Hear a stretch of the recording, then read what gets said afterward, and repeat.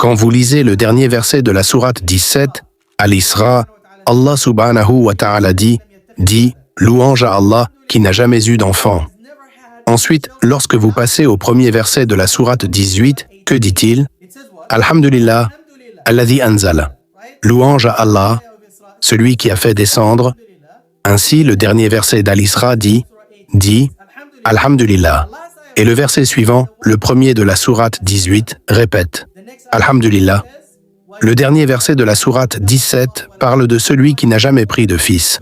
Et le verset suivant, dans sourate Al-Kahf, avertit ce Coran met en garde ceux qui disent qu'Allah a un fils.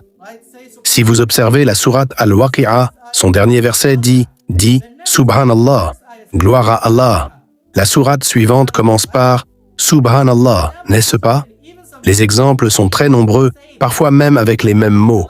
Par exemple, le dernier verset de la sourate At-Tur 52 dit Wa idbar ala nujum, quand les étoiles s'éteignent. Le premier verset de la sourate 53, An-Najm, dit « Par l'étoile quand elle descend ». Par l'étoile quand elle descend.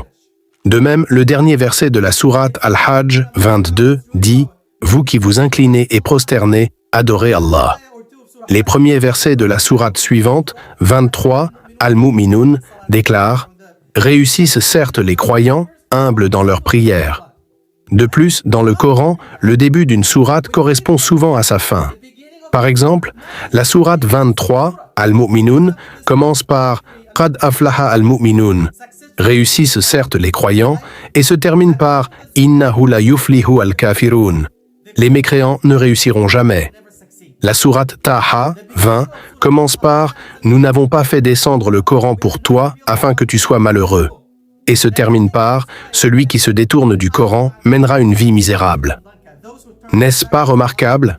Et subhanallah, même lorsque vous lisez la traduction et que vous méditez, vous bénéficiez d'une partie des fruits du tadabour, réflexion profonde.